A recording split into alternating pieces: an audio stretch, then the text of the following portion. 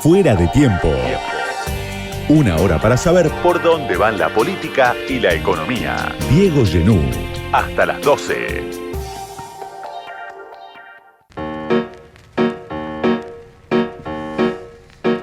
Sebastián Seria tiene una trayectoria particular, es matemático, egresado de la Facultad de Ciencias Exactas y Naturales de la UBA, experto en modelos matemáticos, vive en el exterior desde hace más de 30 años, antes en Nueva York, ahora en Londres.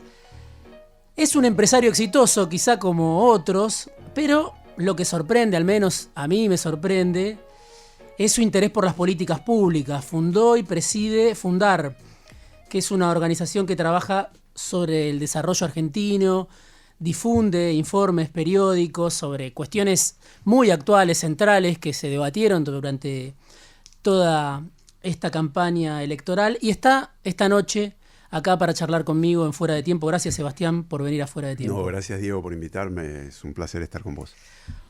Bueno, primero, ¿cuándo y por qué empezaste a pensar en involucrarte de alguna manera en el debate público, ¿no? Y Fundar, pienso yo, puede ser quizá una de las vías para participar de ese debate público, pero quizá empezaste antes a pensar, yo quiero intervenir, quiero dar una discusión, quiero colaborar a dar una discusión. ¿Cómo fue eso? ¿Por qué? Es una muy buena pregunta. Yo, en general, me gusta hacer las cosas que hago en cuanto a filantropía o a este tipo de obras que, en el fondo, lo que tratan de demostrar es un profundo agradecimiento con la Argentina, un poco desde la oscuridad, ¿no? Es decir, bueno, yo soy el que está atrás, en este caso financio las operaciones o todo lo que tiene que ver con Fundar, pero no me voy a meter mucho. Puse una carta quizás de introducción que está en el sitio de web, cualquiera lo puede ver, pero más allá de eso no me quiero involucrar mucho. Y lo que noto es que la gente entonces empieza a hacer preguntas, a decir de dónde viene, por qué, y creo también que un poco mi visión es distinta sobre la realidad argentina y sobre el futuro que yo creo que es promisorio. Entonces me dan ganas de involucrarme porque no escucho voces parecidas a la mía, gente que diga cosas como las que yo pienso. Entonces eso me lleva un poco de pasar de la sombra a la luz. Y creo que eso es algo que de a poco se convierte en una constante en mi vida, ¿no? No tratar de hacer todo desde la oscuridad, sino desde la plena luz. No hay nada que esconder. La transparencia es una de las cualidades de Fundar, decir lo que pensamos, no le debemos nada a nadie, con lo cual podemos atacar cualquiera de los problemas de la realidad argentina con una visión independiente, con evidencia, con números, con datos, y que en el fondo trata de resolver los problemas sin tener en cuenta ninguno de los intereses particulares. Entonces eso es un poco lo que me lleva a salir a la luz. Pero Fundar tiene 2 años, 3 años más o menos. Sí, casi 3. Este año cumplimos los 3. Vos, desde siempre, por lo que sé, planteaste tu agradecimiento a la universidad pública, ¿no? Sí. Donde te formaste como matemático, bueno, lo que te permitió hacer la carrera que hiciste después en el exterior. Sin embargo, digo, ese interés de generar debates, de hablar con distintos actores del sistema político, también imagino de las élites argentinas en el sentido amplio, es más reciente, ¿no? Sí, bueno, en parte porque cuando empezamos a Fundar yo no quería hacer un think tank clásico, ¿no? Uh-huh. Esta idea de gente prestigiosa que escribe papers y que después se quedan en un policy brief y después, bueno, andás a ver a dónde pasan a la realidad, si es que un día pasan. Me pareció siempre muy importante esta idea de la incidencia, y lo que descubrí es que para tener incidencia hay que hablar con los actores políticos. Uh-huh. No hay ninguna otra manera. Entonces, dado que era un lugar nuevo, dado que era un lugar que la gente no conocía, bueno, ese rol en gran parte me tocó a mí. En parte, no necesariamente trabajar con los técnicos, pero sí trabajar con los líderes para que ellos lleven a sus técnicos la idea de que Fundar está haciendo cosas piolas y que vale la pena hablar con nuestra gente. Estamos, bueno, a días nada más de las elecciones presidenciales. Muchos dicen son las elecciones presidenciales más importantes de los últimos 20 años. Y tenemos datos que son contundentes, ¿no? Inflación, la semana pasada, 138% interanual y creciendo aparte. Reservas negativas, aumento de pobreza, aumento de la desigualdad. una devaluación en el horizonte que nadie sabe cuándo situarla, pero aparece, ¿no?, como parte de un plan de estabilización en el caso de que gane Sergio Massa o que gane Juntos. Aparece también la posibilidad de una dolarización que plantea Milei. Mi pregunta es, ¿qué es lo que más te llama la atención en este contexto cada vez que venís a la Argentina? Cuando hablás con actores, cuando hablás con protagonistas, en este contexto, con estos datos que yo recorto, que para mí son parte de las cuestiones centrales de la Argentina de hoy. ¿Vos qué percibís cuando venís, ¿no? Estás viniendo bastante seguido, por lo que sé, pero ¿qué es lo que te llama la atención en este contexto cuando hablas con las personas que hablas? Mira, lo que a mí me viene pasando con la Argentina hace mucho tiempo es es una mezcla de sentimientos. Es muy difícil vivir en el exterior. Yo hace más de 35 años que vivo afuera y tengo en el corazón la camiseta argentina. No hay nada que hacer. Entonces, lo que hago constantemente es ver los datos objetivos sobre la Argentina, las capacidades, y trato de ver un poco lo que pasa en la realidad y veo una cosa que para mí hay una disonancia total entre lo que debería ser y lo que es.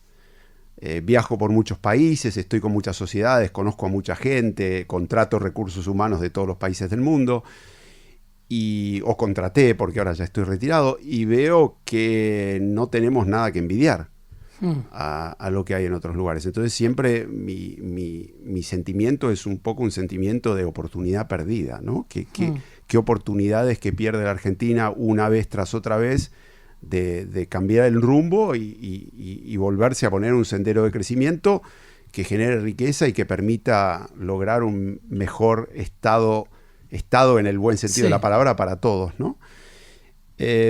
Entonces, cuando veo lo que está pasando en este momento, la coyuntura, yo trato de hablar poco de la coyuntura, vos lo habrás visto que en mis entrevistas trato de hablar un poco más del mediano y largo plazo. Creo que alguien que vive afuera y que no necesariamente ve el ruido de todos los días, no le interesa mucho el ruido. O sea, muchas de las cosas que pasan, no te voy a decir que la inflación del 140% es ruido, no, eso es señal preocupante. Pero hay muchas cosas que pasan que realmente me parecen que desde mi punto de vista las tengo que dejar de lado porque no son importantes. Pero volviendo un poco a tu pregunta, una cosa que veo en la Argentina es, primero, es que no hay una conciencia de la Argentina dentro del entorno global. Es decir, los argentinos somos muy insulares, hablamos de problemas locales y vivimos en un mundo globalizado. Y eso me parece que está mal. ¿Por qué? Porque si la Argentina va a salir en algún momento de su situación, que hoy en día es acuciante en muchos sentidos, lo va a tener que hacer con una inserción inteligente en el mundo y para eso hay que entender el mundo. Yo creo que los argentinos no entienden el mundo. Yo digo que los argentinos vienen en dos sabores. Los que son de cabotaje, que piensan que acá vamos a inventar todo y se nos van a ocurrir las ideas del futuro, y los que son turistas, ¿no? Que van a Miami y creen que porque van a Miami realmente conocen el mundo. Y ninguna de esas dos cosas son realidad. Es decir, la verdad es que hay que entender el mundo porque hay que entender cómo insertarse. En Fundar hablamos de la pregunta japonesa, ¿no? La pregunta japonesa es, ¿qué le vamos a vender al mundo? Entonces, ¿por qué por qué tengo este sentimiento de oportunidad perdida? Porque lo que veo en el mundo es una geopolítica que es totalmente favorable para Argentina. Totalmente favorable. No puede ser más favorable de lo que es ahora. A Milei le gusta hablar mucho del principio del siglo pasado y todas las cosas buenas que pasan en Argentina. Tenemos un contexto geopolítico que es todavía más favorable para Argentina que lo que pasó al principio del siglo pasado.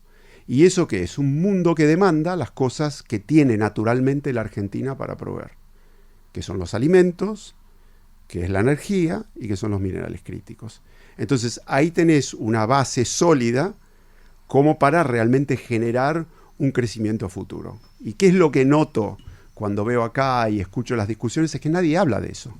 No se habla de un futuro promisorio, cómo se podría llegar a él, cuál es la visión de país que tenemos, qué tenemos que hacer para lograr que esas riquezas naturales que tenemos se conviertan en riqueza para todos, para generar trabajo. No lo veo. Yo diría que últimamente se viene hablando más de eso. parte de los funcionarios del gobierno, algunos incluso dentro de Juntos, obviamente empresarios que tienen intereses en estos sectores estratégicos, como puede ser el litio, como puede ser el petróleo, los hidrocarburos. El tema es que contrasta, ¿no?, muy fuerte esa idea de una Argentina que tiene un futuro promisorio con una Argentina que vive en emergencia. Sí, creo que tenés razón hasta cierto punto. Es decir, no se habla de esos recursos naturales en el contexto de un proyecto de desarrollo. Se habla de recursos naturales como si alguien nos hubiese dado gran riqueza y esa riqueza la tenemos que explotar. Pero eso no, o sea, claramente nosotros no logramos desarrollarnos con la riqueza a principio del siglo pasado.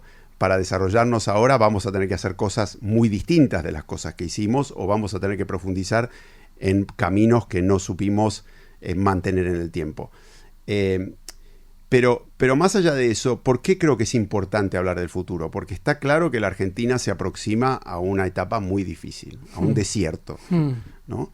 Y alguien tiene que venir a hablarnos de la tierra prometida y nos tiene que venir a decir por qué vale la pena atravesar ese desierto. No creo que sea un desierto de 40 años, para nada, pero va a ser una etapa difícil y yo creo que si vos lográs ordenar la macro, dada lo que está pasando en el resto del mundo, en poco tiempo las cosas pueden empezar a estar un poco mejor. Pero, ¿qué pasa? Si hacemos las cosas mal, otra vez vamos a volver 10 casilleros para atrás. ¿No es Milei el que está hablando de la tierra prometida hoy? Cuando habla de dolarización, cuando habla de que el problema son los políticos, la casta. Eso no es la tierra prometida. Eso es echarle la culpa a alguien del hecho de que estás en el desierto, pero no te dice a dónde vas. Él te habla de que, bueno, queremos ser como Estados Unidos en 30, 35 años, pero eso no es un plan para el desarrollo. Yo no veo en Milei una propuesta concreta de cómo llegar a esa tierra prometida, y lo que veo son muchas ideas grandilocuentes que no han funcionado en ningún lado, que él propone como la panacea para resolver los problemas argentinos. No creo que ninguna de ellas esté basada necesariamente o en evidencia o en estudios serios de cómo resolver los problemas del país. ¿Por qué pensás que si por un lado lo que propone Milei es inviable, no tiene asidero en la realidad, no tiene antecedentes? Algunos pueden pensar, tiene que ver con el menemismo, la Argentina, el antecedente es ese, quizá. Pero si la dolarización es impracticable, ¿no?, que es una de sus ideas fuerza. Bueno, es uno de los trabajos que hicimos en Fundar, hablando justamente de eso, haciendo las cuentas. Ahora te voy a preguntar sobre eso y sobre la visita de Chang también, pero digo, si la idea fundamental de Milei, o una de las ideas fundamentales, es la dolarización y es impracticable, ¿dónde está la fuerza de Milei para ser el más votado en las PASO, sacar 7 millones de votos, aparecer como favorito, como un eventual presidente? Bueno, yo no soy politólogo, pero lo que sí te puedo decir es que obviamente hay un cansancio totalmente explicable de la población con respecto a lo que ha ocurrido en los últimos al menos 10 años de estancamiento, y si lo pensás más allá, muchos años más o décadas más de que la Argentina no ha prosperado, ni siquiera ha prosperado como sus vecinos. Es decir, no es que no ha prosperado a niveles chinos o de otros países que se han desarrollado mucho más velozmente, pero se ha quedado atrás con respecto al progreso de sus vecinos. Entonces, en esa fatiga que existe, el buscar algo nuevo me parece totalmente natural. La gente tiene todavía la memoria del gobierno de Cambiemos, que fue hace escasos 4 años. Sí. Como vos sabés, hay 2 años de los últimos 4 que no recordamos muy bien porque pasó la pandemia, con lo cual la gente tiene fresca esa experiencia, tiene fresca la experiencia de lo que ocurrió en estos 4 años, y ante eso se inclina por el outsider, porque el que es diferente, y bueno, hasta ahí nomás. Ahora, yo creo que Milei ha hecho una cosa que le ha funcionado, con la que yo no estoy para nada de acuerdo, que es el hacerse parecer como el gran experto en cuanto a políticas económicas. ¿Por qué? Porque habla en difícil, ¿no? Jorge Sábato, que fue un gran escritor, bueno, un gran pensador, no diría escritor para no confundir con el otro Sábato, pero un gran también. Pedagogo, pensador, y habló mucho en sus estudios sobre la ciencia, la tecnología. Él habla del concepto de chantócrata, ¿no? Y el concepto de chantócrata creo que es un muy buen concepto, que es alguien que te habla en difícil, Yo acá te podría decir que la economía argentina no avanza porque no cumple con las condiciones de Kuhn Tucker. Vos no tenés ni idea de qué estoy hablando, digamos, ¿no? Suena complicado, es un tipo que por ahí sabe de lo que está hablando. Es una pavada total decir que la condición de transversalidad no se cumple y que por eso la economía argentina no funciona. Entonces, él ha logrado aparecer en mucha gente como alguien que es un técnico, un tecnócrata, pero en el fondo no es un tecnócrata, es un chantócrata, porque realmente no habla de cosas que sabe, las cosas que pregona no han funcionado en ningún lugar del mundo, no están ni suficientemente pensadas ni validadas por evidencia. Entonces, bueno, hay gran parte de la población que no sabe, que le parece que como habla en difícil, realmente tiene razón, pero no es así.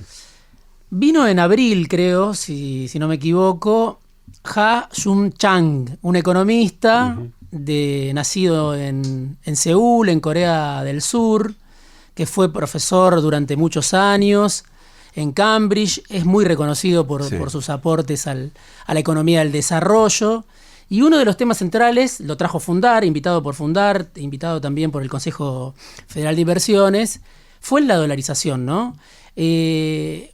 Contá un poco cómo fue esa visita, que está la conversación que tuviste con él en YouTube, pero ¿qué es lo que te parece que dijo Chang que aplica a este momento, ¿no? Donde se está discutiendo la dolarización, donde estamos tan cerca de las elecciones presidenciales? Bueno, primero me gustaría que cualquiera que pudiera ver esa entrevista la viera para contrastar cómo habla un real experto contra cómo habla Milei. O sea, Ha-Joon Chang es un tipo que ha escrito libros, nadie lo ha acusado de plagio como a Milei.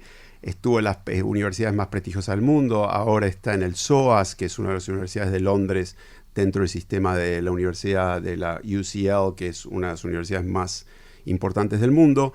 Y él, para explicar los fenómenos como la dolarización, utiliza términos que cualquiera puede entender. Entonces, ¿él qué dice? Él dice muy simple. Bueno, la dolarización implica dejar de lado una libertad que uno tiene como Estado. Es un poco, digamos, irónico que hablemos de libertad en la propuesta del candidato libertario.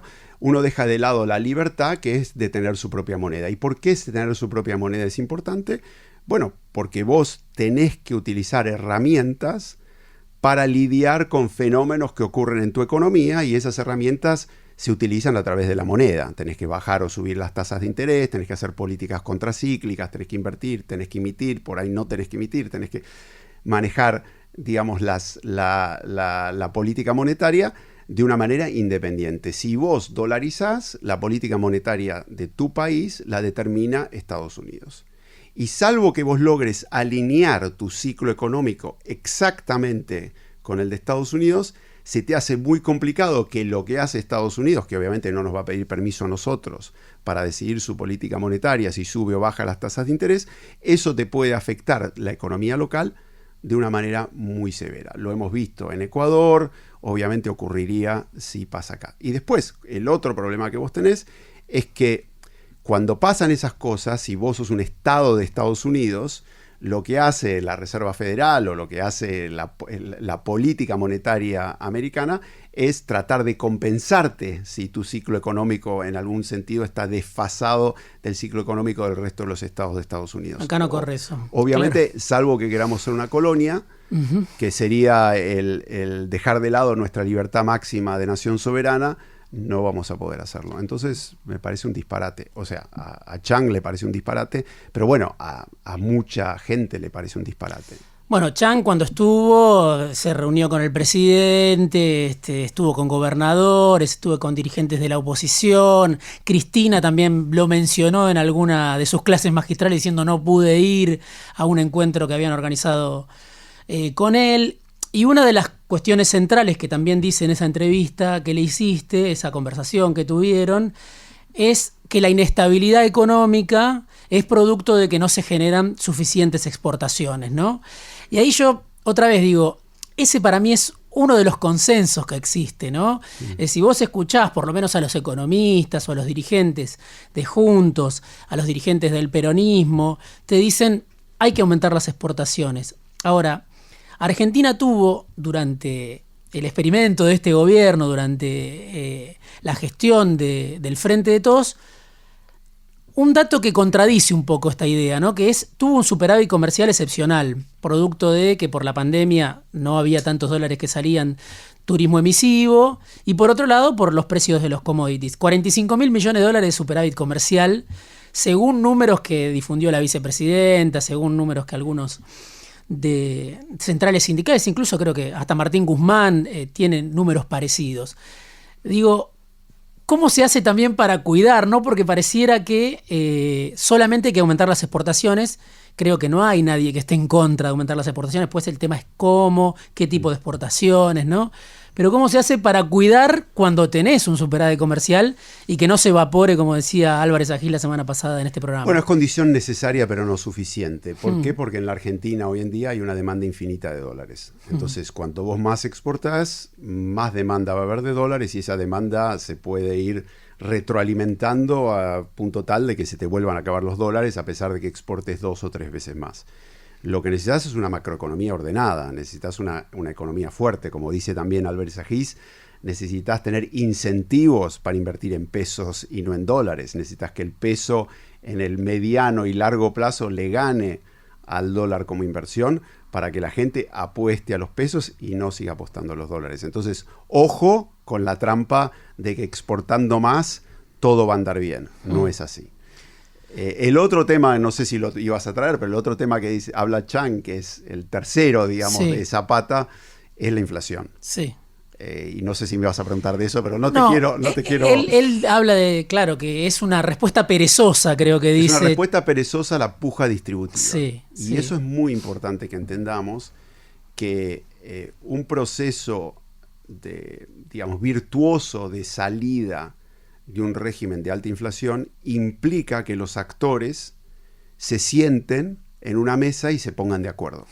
¿No? Álvarez Agil habla del experimento israelí, pero bueno, hay muchos experimentos que han funcionado bien, que implican que esa puja distributiva al menos se tome una cierta pausa, que todos se pongan de acuerdo de que durante un tiempo las condiciones van a ser estas y las vamos a respetar independientemente de quién esté en el gobierno. Eso también es importante porque es la tercera pata de la macroeconomía. Bueno, ahí tengo una pregunta porque vos, como decía, conocés a los actores de la política, del poder local. Estuviste en el coloquio de ideas el año pasado en una presentación que tuvo mucha repercusión junto a Juan Carlos Torres, se llamaba Ceder para crecer, creo el lema del coloquio de idea. Bueno, ahí mucha gente te conoció porque planteaste que los empresarios eran los primeros que tenían que ceder, pero aparte te reunís, por lo que sé, con economistas de la oposición, con economistas de gobierno, conocés a la vicepresidenta, Cristina Fernández de Kirchner. Digo, ¿está en esa dirigencia transversal la idea de vamos a un pacto para salir de esta crisis? Pero en serio, ¿no? Porque pareciera que... Déjame citar a un periodista famoso que se llama Diego Genud, que dijo: el delito es perder. Sí. Siempre y cuando el delito sea perder, creo que estamos mal. Pero si logramos superar ese trauma, que no creo que sea tan difícil de superar, del delito es perder, creo que sí, que obviamente se puede sentar a la dirigencia, hay que tener un plan, hay que tener una visión de futuro. Y tenemos que entender que los argentinos nos tenemos que hacer cargo de nuestra patria. Entonces, eso significa que los líderes políticos tienen que asumir esa responsabilidad máxima, que es ser fiduciarios de los destinos del país, ser fiduciarios de la gente que les dio esa herramienta para controlar el destino del país. Entonces sí, creo que es posible, pero creo que tenemos que solucionar ese pequeño temita del que vos hablaste, porque si el miedo de los políticos es ir presos porque cambia de gobierno y los van a perseguir con carpetazos y con procesos judiciales, creo que va a ser muy difícil lograrlo. Sí, sería para hablar un programa entero de el Frankenstein de Comodoro Pi que se alumbró durante el menemismo y hoy parece que nadie puede controlar, o no todos pueden controlar, o que es una especie de ruleta rusa, ¿no? Sí, o que los políticos juegan de jueces y los jueces juegan de políticos. Yo siempre digo que uno de los graves problemas de la Argentina es que no somos lo suficientemente profesionales, es decir, cada uno de nosotros tiene su propia profesión, la tiene que poder hacer o saber hacer de la mejor manera posible, y lo que también tiene que hacer es a los que hacen la profesión que uno hace mal, los tiene que indicar y los tiene que poner bajo el foco y decir, esa persona no es un buen profesional. Creo que cuando lleguemos a eso también vamos a haber logrado un gran progreso. Casualmente, uno de los informes también de Fundar de este año habla de el subrégimen industrial de Tierra del Fuego, ¿no? Donde se dice más del 50% de las ventas están concentradas por dos empresas, Mirgor, de Nicolás Caputo, y Newsan, de Rubén Chernahovsky, dos empresarios, uno más ligado al macrismo, otro más ligado, uno se supone, al peronismo, y el informe dice, bueno, ese subrégimen industrial de Tierra del Fuego genera un costo fiscal anual de $1.000 millones, un poco más, equivalente al 0,22 del PBI, más del doble del presupuesto del CONICET, 40% del gasto público anual que se destina al AUH, por ejemplo. ¿Por qué se mantiene ese régimen de Tierra del Fuego? Yo pensé que me ibas a preguntar primero por qué Fundar se mete ahí, ¿no? Porque el régimen de Tierra del Fuego no es nuevo y nadie se quiere meter con eso, ¿no? ¿Por qué? Porque hay todo tipo de conflictos de interés, porque de alguna manera parte del sistema financia la política y bueno, ahí se crea esa casta, entre comillas, de la que habla Milei, que hay que... Casta empresaria en este caso. Sí, en este caso casta empresaria, pero bueno, hay unos privilegios que de alguna manera hay que atacar. Pero hay que atacar... ¿Por qué a Fundar le importa hablar de Tierra del Fuego? Nosotros como fundación, como think tank, creemos que la política industrial de parte del Estado, que el Estado haciendo política industrial inteligente, es una de las herramientas importantes para el desarrollo. Que el Estado es un gran apalancador de la economía y que si determina, como determinamos en el 2002 o 2003, perdón, que no me acuerdo del año exacto, que el software o la industria del software iba a ser una industria promisoria y le dedicamos la ley de software y ponemos una ley de software que mantenemos en el tiempo para que las compañías que han investigación en software puedan continuar, yo siento mucha bronca cuando uno dice política industrial y lo segundo que le dicen es Tierra del Fuego. ¿Por qué? Porque Tierra del Fuego no es política industrial. ¿Qué es? Bueno, en su momento cuando empezó fue pensado como política industrial. Esto es en los años 70, ¿no? Sí, es decir, llevamos mucho tiempo. Fue pensado como una política inteligente para poblar una región del país que necesitaba ser poblada y se crearon ciertos mecanismos para tratar de generar los incentivos para que empresas se radicaran allá. Pero esos incentivos no se revisaron. No es que a medida que esas empresas se desarrollaron y se hicieron potentes, pues las empresas de las que vos estás hablando no son empresas a las que va mal. Les va muy bien. Caputo y Chernahovsky, ¿no? Son los dueños de estas empresas. Y no es que cuando ellos les empezó a ir bien, empezaron a cambiar y dijeron, bueno, muchachos, ahora no vamos a dejar de ensamblar, que es lo que estábamos haciendo, y nos vamos a dedicar a hacer verdadera política industrial. Vamos a hacer manufactura, nos vamos a dedicar a otra cosa, vamos a generar ciencia y tecnología local, vamos a invertir en ciencia y tecnología o en desarrollo. No lo han hecho. ¿Por qué? Porque una política industrial que está bien diseñada se va adaptando a medida de que lo que uno subsidia o lo que uno favorece va evolucionando. ¿Qué repercusión tuvo el informe? Bueno, poca, en el sentido de los medios fue difundido, pero no fue altamente difundido. Nosotros creo que proponíamos una solución constructiva del problema, es decir, no era que decíamos hay que cerrar las fábricas y hay que echar a todos los empleados a la calle. Decíamos, bueno, esta es la manera en que el régimen de Tierra del Fuego evoluciona, se reconvierte a algo positivo. Eso es, digamos, un poco en lo que Fundar se mete. Nosotros no creemos que la transformación de la Argentina pase a través de la destrucción. La idea que tiene la gente, o que tiene, por ejemplo, en este caso, algunos de los candidatos, de que una hiperinflación es buena porque te permite arreglar los problemas mejor, es totalmente falsa. Es decir, una hiperinflación, una crisis, te tira 10, 15, 20 casilleros para atrás. Está bien que empezás quizás de una cosa un poco más aplanada, pero aplanada 4, 10, 15, 20 escalones abajo. Eso no es una buena manera de empezar. Nosotros creemos que los problemas de Argentina se pueden solucionar de manera evolutiva. Tenemos que crear los incentivos correctos para que la gente tenga los comportamientos correctos. Y eso se hace de una manera evolutiva, donde tenés que, de alguna manera, proteger algunas de las cosas que se han creado y hacerlas evolucionar, pidiéndole algo a cambio. Es decir, no puede ser que el Estado dé y no pida nada a cambio. Tiene que pedir algo a cambio por los beneficios que uno le da. Me quedé sin tiempo, me quedaron muchas preguntas, pero bueno, espero que tengamos algún otro encuentro para profundizar. Lo escucharon, es Sebastián Seria, como decía, con una trayectoria muy particular, egresado de la Facultad de Ciencias Exactas y Naturales de la UBA, empresario exitoso, vive en el exterior y además es el fundador, el presidente de Fundar, una organización que difunde informes periódicos sobre algunos de los temas centrales que están en discusión en la Argentina, que habrá que resolver después de las elecciones del 22 de octubre y quizá del 19 de noviembre. Gracias, Sebastián, por venir esta noche a Fuera de Tiempo. No, muchas gracias, Diego. Fuera de Tiempo. Una hora para entender la política en este mundo inestable. Diego Genú, hasta las 12. Sí. Interesante.